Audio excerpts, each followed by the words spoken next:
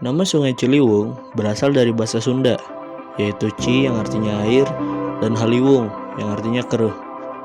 Sejak dahulu, sungai ini sangat dihormati masyarakat kota Batavia sebagai sumber ekonomi dan air minum penduduk. Lalu, dahulu sungai ini memiliki air yang sangat jernih. Ciliwung membentang dari hulu di Bogor, meliputi kawasan Gunung Gede, Gunung Pangrango, dan Cisarua, lalu mengalir ke hilir di pantai utara Jakarta.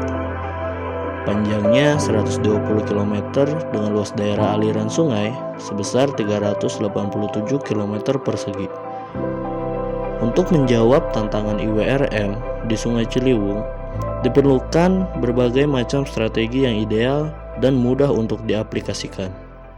Selamat siang Ibu Sinta, terima kasih atas kesediaan waktunya telah hadir dalam diskusi kali ini. Saat ini kita akan mencoba mendiskusikan terkait solusi yang dapat ditawarkan untuk wilayah Das Ciliwung. Ya, mungkin langsung saja ya Bu, kita masuk ke solusi yang pertama.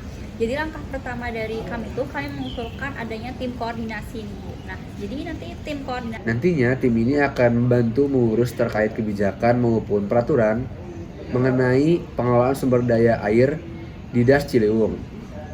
Sebelumnya mengenai hal ini, apakah ada tanggapan dari Ibu Sinta? Mungkin belum ada Pak, boleh dilanjut dulu aja. Karena Sungai Ciliwung ini kan panjang ya Bu, jadi mungkin nanti akan ada penanggung jawab gitu di setiap daerahnya, dibagi per daerah-daerah kecil gitu. Karena kalau misalnya ada satu tim aja itu sulit ya Bu, karena Sungai Ciliwung itu sepanjang itu gitu. Iya betul Ibu. Selanjutnya juga untuk solusi yang kedua yang bisa kami tawarkan adalah di sini kami akan bekerja sama dengan Dinas Lingkungan Hidup untuk membantu mengelola terkait masalah persampahan di Das Ciliwung ini, agar pengelolaan persampahan yang ada lebih terkoordinir dan juga lebih sistematis. Kalau pengelolaan sampah yang Bapak maksud itu yang seperti apa ya Pak? Soalnya di daerah kami juga sebenarnya udah ada pengelolaan sampahnya, misal harus dibuang ke TPS.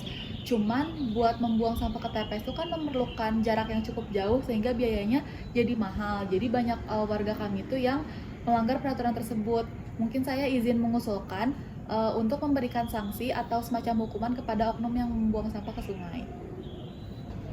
Oh iya Bu, terima kasih untuk informasinya. Nanti dari kami selaku BBWS nanti akan berkoordinasi dengan pihak DLH lebih lanjut. Mungkin nanti akan ada sosialisasi atau edukasi untuk masyarakat dan teman-teman Ibu gitu ya, terkait pengelolaan sampah maupun pengelolaan sumber daya air. Kalau dari saya sendiri sebenarnya untuk mengatasi banjir tuh dari daerah kami udah ada sebuah program, yaitu pembuatan sumur resapan dan lubang biopori. Namun belum berjalan dengan baik karena yang saya dengar-dengar tuh pembuatan sumur resapan dan lubang biopori itu membutuhkan jumlah yang banyak, namun jumlah yang sudah dibangun tuh hanya sedikit sehingga belum berjalan dengan baik. Dan lubang biopori yang tersedia juga tertutup oleh tanah dari bawaan dari hujan sehingga belum dapat mengatasi banjir. Kalau begitu Ibu berarti sudah mengetahui ya terkait sumur resapan dan juga lubang biopori. Kalau dari kami mungkin langkah selanjutnya adalah hanya perlu memperbaiki ataupun menambah unit atau banyaknya lubang maupun sumur resapan yang ada di daerah sekitar Ibu tinggal dan juga di wilayah lain sekitaran Das Ciliwung. Kemudian rencananya kami juga akan menambah atau membuat kolam detensi yang berfungsi sebagai tempat penampungan air sementara dengan menambah ruang yang ada. Nantinya juga air juga dapat diserap melalui tanah. Oh iya Pak, saya setuju dengan rencana pembuatan kolam detensi tersebut. Baik, mungkin dari kami solusi selanjutnya itu kita akan memperbaharui terkait data dan lokasi serta jenis industri yang mencemar atau membuang limbahnya ke Sungai Ciliwung. Tujuannya untuk mengurangi pencemaran yang terjadi di daerah Das Ciliwung, seperti itu Ibu. Kemudian kami juga rencananya akan melakukan reboisasi, revegetasi, dan reklamasi untuk kawasan hulunya.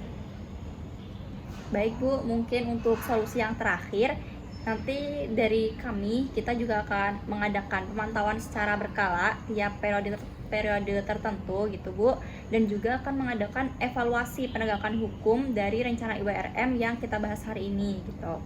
Terus kita juga rencananya insya Allah akan bekerja sama dengan NGO atau komunitas masyarakat untuk membersihkan sungai gitu Bu. Jadi biar sampah-sampah yang ada di sungai ini dapat dibersihkan dan sungai menjadi lebih bersih lagi. Oh iya Pak, kalau saya nemu masalah tentang pencemaran di sungai itu saya harus lapor kemana ya Pak? Soalnya saya sama masyarakat daerah sini tuh suka bingung harus lapornya gimana dan ke siapa. Oh ya Bu, baik. Nanti mungkin dari kami akan menyediakan formulir atau nomor pengaduan. Jadi kalau misalnya nanti ada masalah atau dari masyarakat dan teman-teman Ibu itu ada keluhan, nanti tinggal menghubungi nomor tersebut atau mengisi formulir yang kami sediakan. Ya betul Ibu, mungkin dari kami sekian, kurang lebihnya mungkin kita bisa diskusikan lagi. Terima kasih banyak Ibu Sinta atas kesediaan waktu dan juga tempatnya. Nanti apabila sudah diterapkan akan kami informasikan lebih lanjut kepada Ibu.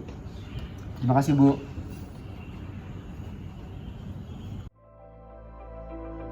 Rencana IWRM yang sudah dibuat haruslah disupport dengan dukungan pemerintah dan penegasan. Oleh karena itu, diperlukan adanya bantuan dari NGO sebagai generasi muda yang memiliki rasa kepedulian terhadap lingkungan dan mudah untuk melakukan aksi. Maka IWRM dapat bekerja dalam lingkungan yang seharusnya.